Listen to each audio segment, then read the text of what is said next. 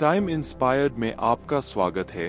प्रिय दोस्तों, आज हम आपको एक अनोखी कहानी बताएंगे जिसमें तीन भिक्षु, जिन्होंने कभी कुछ नहीं कहा, न किसी ने उनके बारे में कुछ जान पाया, लेकिन उन्होंने अपने हंसी के माध्यम से लोगों को जीवन का सही मतलब सिखाया। यह कहानी हमें यह दिखाती है कि जीवन के खुशियों और संघर्षों को हंसी के साथ कैसे देखा जा सकता है।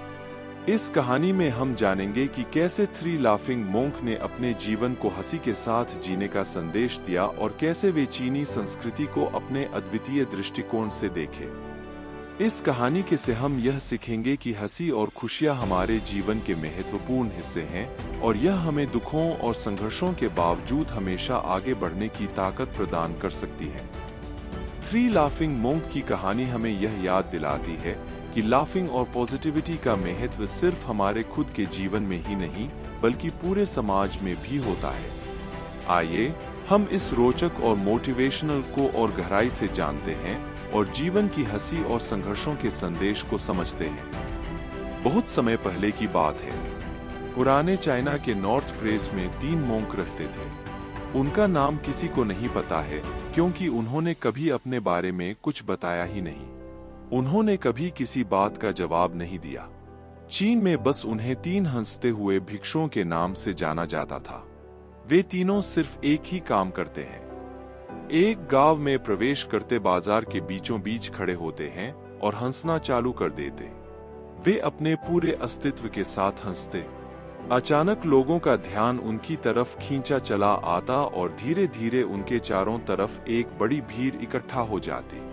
वे इतनी एकाग्रता, तल्लीनता व संपूर्णता के साथ हंसते हैं कि उनकी हंसी देखकर सारा गांव हंसने लग जाता। जब वह पूरा गांव हंसी के समुद्र में डूब जाता है तो वे दूसरे गांव चले जाते। वे ना तो कुछ बोलते थे, ना ही कुछ उपदेश देते हैं और ना ही कुछ शिक्षा। वे जहां भी जाते हैं अपनी हंसी से ऐसा माहौल बना देते हैं कि लोग अपने सारे दुख दर्द भूलकर बस हंसने लग जाते। धीरे धीरे चाइना के लोग उन्हें बहुत प्यार करने लगे और वो पूरे चाइना में फेमस होते गए। थ्री लाफिंग मंक के नाम से चाइना के लोग उन्हें बहुत प्यार करते हैं, उनका सम्मान करते हैं। इससे पहले और उनके बाद भी कभी किसी ने इस तरह से प्रचार नहीं किया कि जीवन केवल एक हंसी होना चाहिए और कुछ नहीं। वे विशेष रूप से किसी पर नहीं हंसते थे। ये बस हंसते थे जैसे कि उन्होंने ब्रांडी मजाक को समझ लिया हो, जैसे कि उन्होंने ईश्वर के मजाक को समझ लिया हो और उन्होंने एक शब्द का उपयोग किए बिना पूरे चाइना में इतना आनंद फैलाया जितना आज से पहले किसी ने ना फैलाया था। लोग उनका नाम पूछते हैं लेकिन वे बस हंसते तो ये उनका नाम बन गया।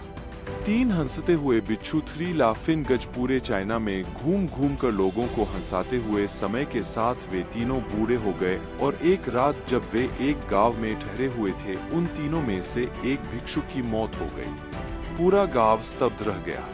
पूरा गांव बहुत ज्यादा उम्मीद कर रहा था क्योंकि उन्हें लगता था कि जब उनमें से एक की मृत्यु हो गई होगी तो बाकी जो दो जरूर होंगे। ये देखने लायक होगा क्योंकि किसी ने भी कभी इन लोगों को रोते हुए नहीं देखा था।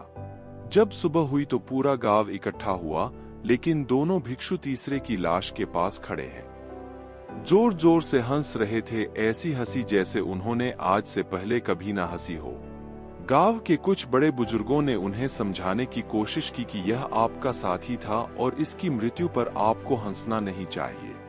तब उस दिन पहली बार उन भिक्षुओं ने लोगों से बात की और कहा, हम हंस रहे हैं क्योंकि यह आदमी जीत गया है। हम हमेशा सोचते थे कि पहले कौन मरेगा, लेकिन इस आदमी ने पहले मरकर हमें हरा दिया। हम अपनी हार व इसकी जीत पर हंस रहे हैं। इसके अलावा यह कई वर्षों तक हमारे साथ रहा। हम एक साथ हंसे, हमने एक दूसरे की मौजूदगी, उपस्थिति का आनंद लिया। उसे अंतिम विदा देने का इससे बेहतर तरीका नहीं है। हम केवल हंस सकते हैं। लेकिन पूरा गांव उदास था। जब मृत भिक्षु के शरीर को अंतिम संस्कार के लिए चिता पर लेटाया गया तो सारे गांव वालों को एहसास हुआ कि शेष दो शिक्षकों केवल मजाक नहीं कर रहे थे। वह तीसरा जो मृत था वह भी हंस रहा था। चीन में यह प्रथा थी कि जब एक इंसान की मृत्यु हो जाती थी तो उसके पुराने कपड़े उतारकर उसे नहला धुलाकर उसे नए कपड़े पहना दिए जाते थे, लेकिन मरने से पहले उस भिक्षु ने अपने साथियों से अपने कपड़े न बदलने के लिए कहा था। तीसरे भिक्षु ने कहा था, मुझे स्नान मत करवाना, क्योंकि मैं कभी अशुद्ध हुआ ही नहीं। मेरे जीवन में इतनी हंसी आई कि कोई अशुद्धता जमा ही नहीं हो सकती थी। मैंने कोई धूल जमा नहीं की है। हंसी हमेशा जुआ और ताजा होती है, इसलिए मुझे नहलाकर मेरे कपड़े मत बदलना। जब उस तीसरे भिक्षु के शरीर पर आग लगाई गई तो गांव वालों को पता चला कि उस भिक्षु ने मरने से पहले अपने कपड़ों में कुछ पुरानी चीनी पटाखों को छिपा रखा था, जो आग लगने के बाद फटकर आसमान में रंग बिरंगे कपड़ों में फैल गए। और यह देखकर एक बार पूरा गांव जोर जोर से हंसने लगा। तो इस तरह से वह तीसरा मोंक मरने के बाद भी सारे गांव वालों को हंसा गया। और यह देखकर शेष दोनों मंक ने कहा, चालक आदमी, तुम मर चुके हो, लेकिन तुमने हमें एक बार फिर हरा दिया। तुम्हारे द्वारा गांव वालों के चेहरों पर पैदा की गई यह हंसी आखिरी हंसी थी।